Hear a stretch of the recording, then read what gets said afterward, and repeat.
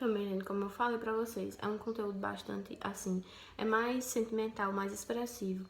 E eu vou ler algumas coisas aqui pra vocês, que eu quero que vocês coloquem isso na cabeça pra vocês entenderem alguns desafios e algumas propostas em relação aos cuidados paliativos, certo? Cuidados que estão morrendo e de suas famílias têm sido um enorme desafio para todos os profissionais de saúde envolvidos. Os cuidados de fim de vida sofreram rápidos avanços, principalmente em relação às intervenções farmacológicas para ajudar a controlar a dor crônica e sintomas de ansiedade e depressão. Porque além da gente lutar com o paciente em si, com a doença do paciente, com a dor, a gente ainda luta com o luto das famílias, com a depressão muitas vezes, com os problemas psicológicos, ansiedades do próprio paciente. A otimização da qualidade de vida dos pacientes tornou-se o foco e contribuiu para o aumento da aceitação dos cuidados paliativos como uma reconhecida especialidade. Além dos aspectos físicos, o apoio psicológico, psicossocial e espiritual é altamente eficaz e valorizado pelos pacientes e famílias. Sim, gente, por quê? Porque a gente se apega muito a uma entidade, a um Deus, Deus é um só, independente de religião. Então, o apoio psicológico, psicossocial e espiritual é importante para aquele paciente, entendeu? Uma coisa bem interessante que tinha uma paciente no hospital regional, e essa paciente, ela estava em estágio terminal, já em cuidado paliativo, só que ela era noiva e ela queria casar. E conseguiram lá levar o padre e conseguiram levar o noivo e casaram ela. Então, minha gente, é uma coisa assim que é realmente sentimento, é emoção, e que às vezes a gente pode fazer um esforço para conseguir fazer isso para alguns pacientes, né? Porque o que custa? É no seu leito de morte, como a gente pode dizer, o paciente realizar sua última vontade. A mensagem clara de apoio ao paciente e à família, combinada com uma abordagem multidisciplinar em equipe, é consistente com a boa prática de enfermagem. Sim, minha gente, como eu falei, não é nosso dever não fazer um casamento, não, ninguém é padre, né? Mas a gente pode dar uma boa abordagem multidisciplinar, como fala aqui, é uma boa prática de enfermagem. Então a gente também tem que ver o nosso lado profissional, o nosso lado humano.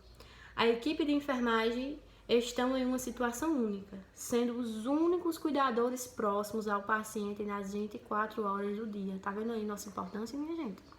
De forma a incorporar e desenvolver ativamente os princípios e práticas da abordagem paliativa em seu trabalho. Então a gente tem que saber lidar com esses pacientes, porque a gente que fica com eles 24 horas por dia. O desafio para a equipe precisa estar na qualidade de vida, não na quantidade. Entendam isso, minha gente. Na qualidade de vida, não na quantidade. A gente tem que focar nisso. Sendo morrer um processo normal de vida.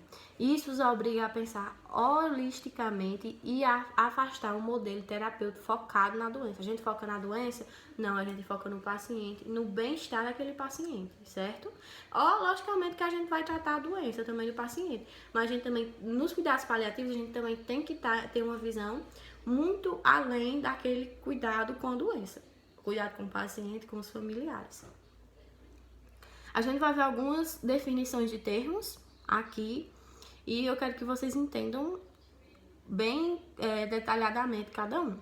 Minha gente, o que é a eutanásia? Eutanásia consiste na conduta de abreviar a vida de um paciente em estado terminal ou que esteja sujeito a dores e intoleráveis sofrimentos físicos ou psíquicos. No Brasil é crime, é proibido. Minha gente, não é permitido. A gente não pode, e não é Deus para retirar a vida de um paciente. Tem a diferença, porque, assim, tem diferença, que é uma coisa que a gente, realmente, eu gostaria de estar aí para debater com vocês, para vocês entenderem melhor. Uma coisa é você adiar a vida do paciente ou antecipar a vida do paciente.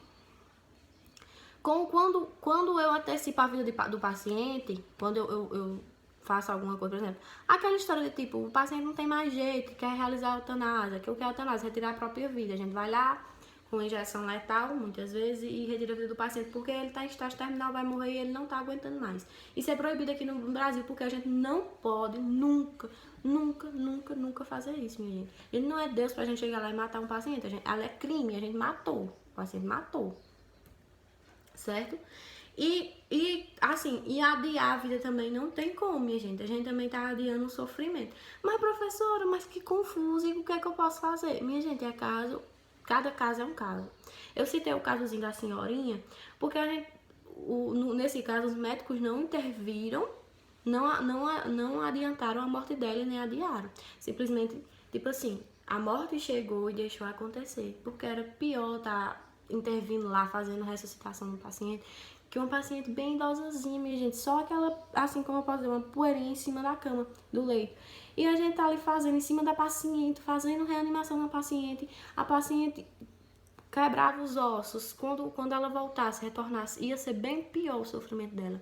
Então a gente deixou ali, o paciente não reanimou o paciente, e o paciente faleceu. Isso daí é adiar a vida dela ou isso aí é matar ela? Não, minha gente. É um processo natural. Então a gente tem que ver também a morte como um processo natural. Eutanásia ativa e eutanásia passiva. Aqui, minha gente, para vocês entenderem melhor. É um conteúdo um pouco confuso, mas espero que vocês estejam entendendo a minha lógica. A eutanásia ativa acontece quando se apela a recursos que podem findar com a vida do doente, injeção letal, medicamento em dose excessiva, etc. Já a passiva, a morte do doente ocorre por falta de recursos necessários para a manutenção das suas funções vitais, falta de água, alimentos, fármacos ou cuidados médicos. É quando a gente vê ali e deixa morrer mesmo, entendeu? Só que o que eu quero dizer é porque assim, é confuso, mas eu quero que vocês raciocinem comigo. Um paciente que está em estágio terminal, mas é que um paciente que ainda tem muito para viver, paciente que realmente a gente sabe que não chegou a hora do paciente. Eu não quero falar que chegou a hora do paciente, porque ele fala, sou como se eu fosse Deus, que é um conteúdo realmente um pouco difícil de se falar. Mas na eutanásia passiva é quando a gente tem um descaso realmente por aquele paciente, entendeu? Mas o que o médico realizado com a senhorinha não é a equipe realizou com a senhora, não é uma eutanásia passiva, porque ela foi atendida, ela foi medicada,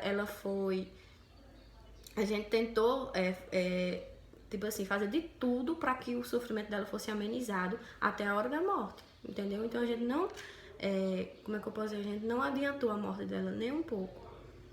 Ortotanásia consiste no ato de parar com as atividades ou tratamentos que prolongam a vida de forma artificial. Isto acontece em casos que a pessoa se encontra em coma ou estado vegetativo, não havendo tendência para que recupere. É uma forma de eutanásia passiva. A ortotanásia é contemplada por muitos como a morte que ocorre de forma natural. Então eu acredito que a ortotanásia ela se encaixa nesse casozinho que eu falei da senhorinha, que é quando não tem mais jeito, entendeu? A distanásia é vista como o contrário da eutanásia e remete para o ato de prolongar ao máximo a vida de uma pessoa que tem uma doença incurável. Frequentemente, a distanásia implica numa morte lenta e sofrida. Entenderam, gente? Vocês entenderam também, tipo, o que a gente realiza é de acordo com o que o paciente está sentindo, de acordo com o que vai ser melhor ou pior para o paciente. Vocês estão vendo aí que a distanásia é prolongar a vida. O que acontece quando a gente prolonga a vida de uma pessoa que já está naquele estágiozinho terminal, finalzinho realmente da vida? É uma morte mais lenta e mais sofrida. Ou seja, a paciente reanima, a paciente chega lá com vários ossinhos quebrados, dor, muita dor, por mais que a gente dê anestésico mais forte, morfina, mesmo assim é muita dor. A paciente vai estar... além de sentir muita dor, vai vir outra parada, porque não tem mais jeito, minha gente. Não tem, o sistema já não aguenta mais. O paciente já saturou todos os seus sistemas. Então, a gente pode dar medicação, pode fazer ventilação mecânica, pode dar medicação, o que for. Mas a paciente, uma hora, vai parar de novo. Vai parar de novo. A paciente ali vai parar de novo. A gente reanima de novo. A paciente, acho que ela pensa assim, meu Deus, me deixem ir feliz. Porque não tem condição de a pessoa estar reanimando uma pessoa dessa forma, não existe. Clientes em fase terminal. Pessoas enfrentam a morte de várias maneiras. Segundo alguns estudos, pode-se exorbar em 5 estágios das reações emocionais de uma pessoa ao enfrentar a morte. Isso aqui também, minha gente, é interessante. Negação. É o primeiro estágio, é quando a gente nega, quando a gente não aceita de forma alguma que aquilo está acontecendo. A raiva já é o segundo estágio, que é quando a pessoa está com ódio daquilo. Por que comigo? Porque isso aconteceu comigo. A barganha, que é a tentativa de você negociar sua vida com Deus. Oh, meu Deus, me dê mais uma chance. tipo, faz promessa, aquela coisa toda. A depressão é quando você já tá ali, que você sabe que o fim tá próximo, que você começa a entender que não tem mais jeito. E a aceitação, que é o último estágio, é quando você aceita que aquilo dali vai acontecer, que é natural e que não tem mais volta, que você simplesmente tem que ficar de bem com o seu coração e aceitar, realmente você aceitou. Isso também, esses 5 estágios também é os estágios do luto, dos parentes, que é quando primeiramente tem aquela negação, depois a raiva, porque aconteceu isso, depois vem a negociação, tenta tipo suprir de qualquer forma aquela dor, depois vem a depressão muito triste, depois vem a aceitação que aquilo dali era o que tinha que ser feito, que é natural. Técnica de preparo do corpo, minha gente. Isso também é importante que vocês vejam que já é mais uma parte técnica, certo? Cercar o leito com biombo. Não é porque o paciente faleceu que ele perde como é que eu posso dizer, o direito de você ter mais cuidado, de você ter um certo tipo de cuidado com aquele paciente. O paciente vai ser exposto a todo mundo. Então, cercar o leito com biombo, calçar luvas de procedimento, colocar o corpo em posição anatômica, posição reta. Fechar os olhos do paciente, ninguém merece estar com o olho aberto, logicamente, fechar os olhos do paciente. Colocar próteses dentárias, caso exista, porque na UTI a gente tira, né? Mas quando o paciente fala, a gente coloca a prótesinha dele de volta. Sustentar a mandíbula com ataduras para manter a boca fechada. Retirar a coxa e colocar no hamper. Despir o morto, retirar catéter venoso, sonda e cânula, caso existam, ou seja, tudo que o paciente tiver a gente retira. Tampar os orifícios naturais do corpo, proceder à higienização do corpo, trocar curativo se necessário, não é porque o paciente faleceu que o paciente vai de qualquer forma, não, a gente tem que trocar os curativos se for necessário. Colocar a etiqueta de identificação no tórax exterior, pelo amor de Deus. Minha gente, identifica um paciente que faleceu, ninguém merece ter, além de todo o sofrimento, a gente ainda mandar um paciente pro canto errado, mandar o falecido, a família recebeu o falecido ou for olhar e ser outra pessoa, mas gente, isso é horrível. Então, além da gente identificar uma etiqueta no tórax do paciente, vestir o corpo de acordo com a rotina do hospital, amarrar os pés e as mãos usando ataduras, virar o morto em decúbito lateral, retirar o lençol, traçado, tudo. Envolver o corpo com lençol, saco mortuário, colocar outra etiqueta do lado de fora do lençol ou saco mortuário na altura do tórax, ou seja, além da gente colocar uma etiqueta no tórax do paciente, a gente ainda coloca em cima, depois que a gente veste o paciente todinho, que é para ficar bem identificado, para não ter risco, minha gente, de a gente mandar para um lugar errado. Transportar o corpo para necrotério ou mortuário, de acordo com a rotina do hospital. Lavar e guardar material permanente utilizado, proceder à limpeza da unidade. Encaminhar os pertences do morto, de acordo com a rotina do hospital. Retirar as luvas, lavar as mãos, fazer anotações no prontuário e o registro de enfermagem. Não esquecer, em hipótese alguma, de anotar o horário do óbito e o nome do médico que atestou o óbito. Nunca esquecer disso. Morreu, tal hora. É igual a gente quando a gente vai nascer. Nasceu um paciente, nasceu. Que hora? Tal horário. A gente tem até na nossa declaração de vida. Então, minha gente, se o paciente morreu tal horário, a gente anota tal horário pro médico tal. Importante, minha gente, o corpo humano merece respeito e dignidade de uma pessoa viva. Então, não é só porque o paciente ele faleceu que a gente não tem o mesmo cuidado. Então, o nosso corpo, apesar de ser só o corpo depois que a gente morre, a gente merece dignidade, a gente merece respeito de uma pessoa viva. Bom, minha gente, é isso. Eu sei que é um conteúdo no início um pouco mais polêmico.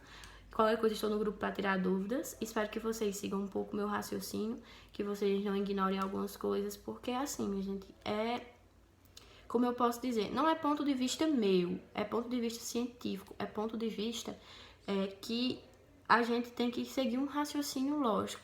Até então a gente tem que ver o que fazer, quando fazer e por que fazer, e avaliar todos os parâmetros para realizar isso, entendeu? Então, minha gente, espero que vocês tenham gostado. Eu gosto muito da turma de vocês. Espero a gente, em outras oportunidades, ter outras aulas, só que presenciais, que é muito melhor da gente debater e tudo. E é isso, minha gente.